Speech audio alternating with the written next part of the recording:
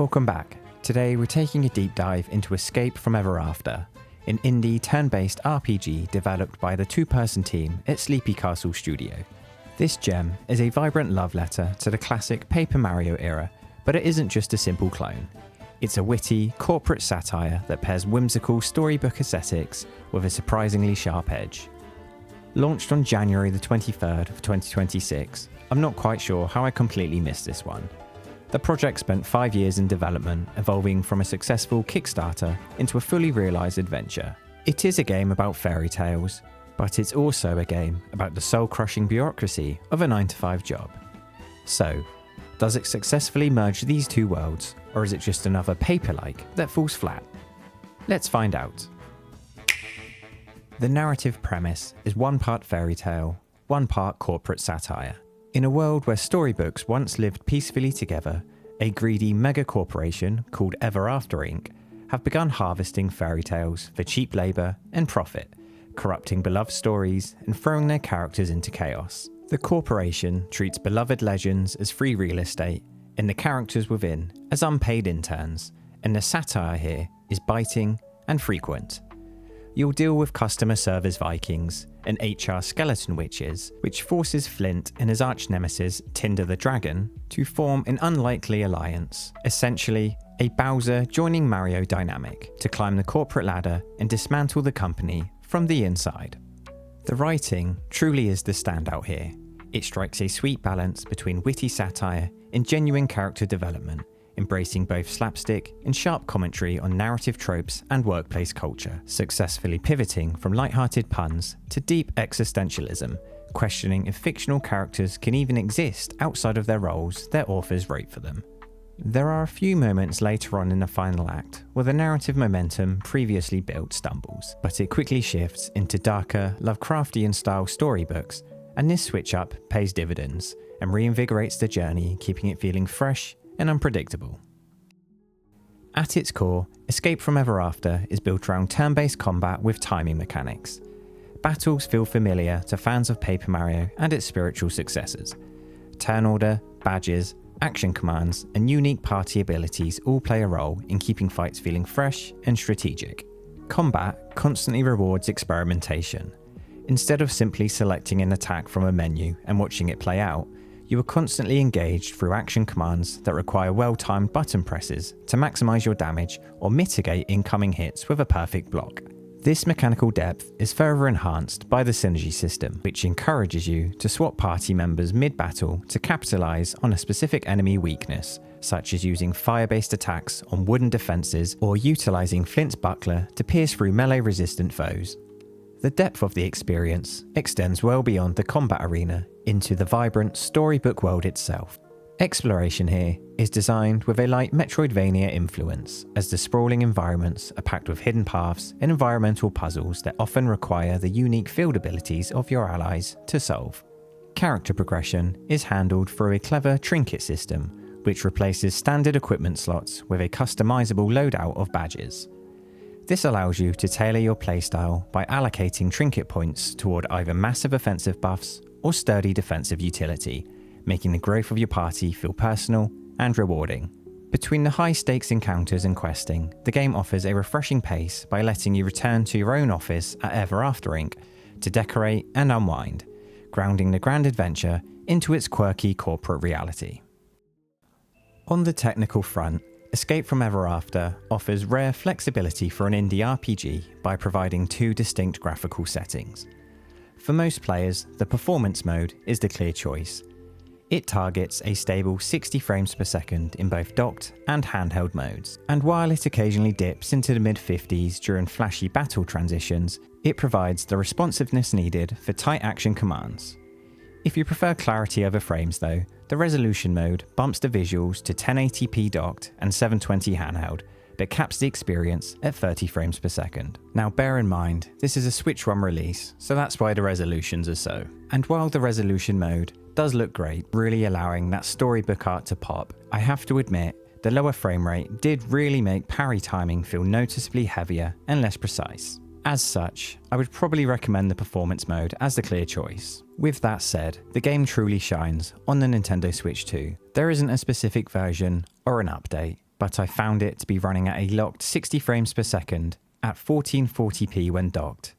This upgrade effectively kills the compromise found on the original hardware, delivering peak visuals without sacrificing the frame data required for perfect combat.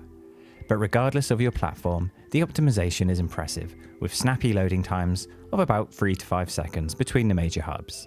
The art direction, a mix of vibrant, storybook-inspired 2D character models laid over fully rendered 3D environments, translates well to both handheld and docked modes.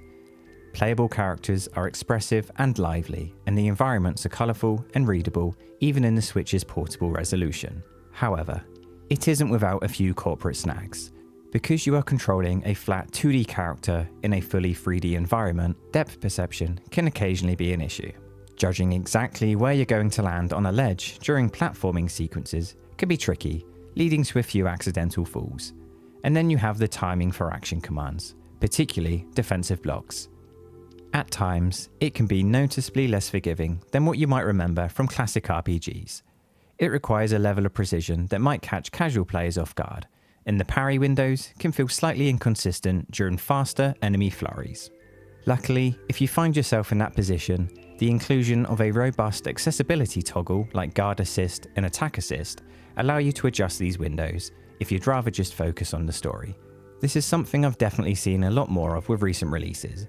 I guess it doesn't take anything away from the experience. You can always choose to not use it. I'm just not sure how I feel about it. And a few other minor issues are that sometimes distant 3D assets might appear slightly lower resolution up close, but this doesn't detract from readability or the overall charm. The interface is clear with controller layouts working intuitively, keeping navigation and combat interaction feeling smooth throughout. Depending on how you look at it, you may dislike that there is no voice acting present, but the characters emote audibly and the lack of spoken dialogue never feels like a loss. It allows the writing and musical cues to carry the tone effectively. Moving on to the soundtrack, this is one of the game's most memorable assets. Rather than relying on generic fantasy motifs, Escape from Ever After delivers a jazz-infused big band score that underscores both battles and narrative set pieces with an upbeat flair.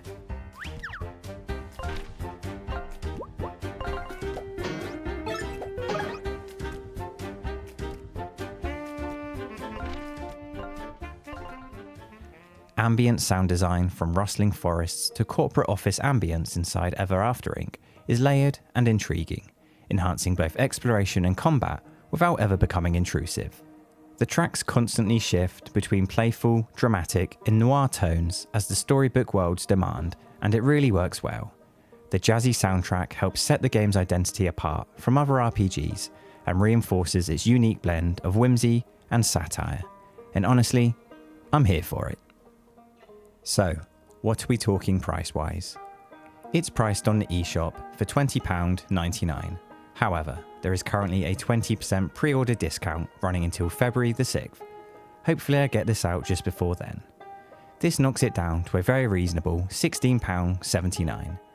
That's €24.99 reduced to $19.99 in Europe, $24.99 US down to $19.99, and $32.50 Canadian reduced down to $26 flat. For the average player in a world of $70 and $80 releases, I think this is a brilliant price, and for any super fans of the genre, it's a bargain. It will take about 20 hours to see all of the content, and it's an amazing playthrough. Unfortunately, there are currently no plans for a physical version or a Switch 2 update, but as it stands, it runs brilliantly, and the minor performance bump from the Switch 2 is a very welcome bonus. By the time the credits rolled, Escape from Ever After left me genuinely impressed. It's a game that understands exactly why people fell in love with character-driven adventures in the first place, and then it builds on that foundation with smart writing and a borrowed but confident visual identity, and it truly thrives. What really struck me was how consistently charming the experience was. The satire lands more often than not, the characters feel distinct and memorable,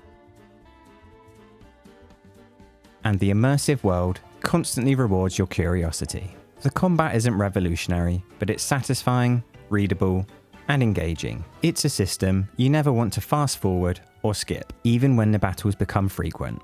And in the rare occasion when the game does slightly stumble, it's usually due to pacing rather than design, and those moments never last long enough to sour any of the experience. On Nintendo Switch, it feels like a natural fit. While it has its quirks with platforming depth and strict timing, those are small hurdles in what otherwise is a heartfelt 20-hour journey. If you enjoy story-driven RPGs, timing-based combat, and games that aren't afraid to be playful, this is absolutely worth your time. And for any fans of Paper Mario, you've just lucked out. So, is it any good?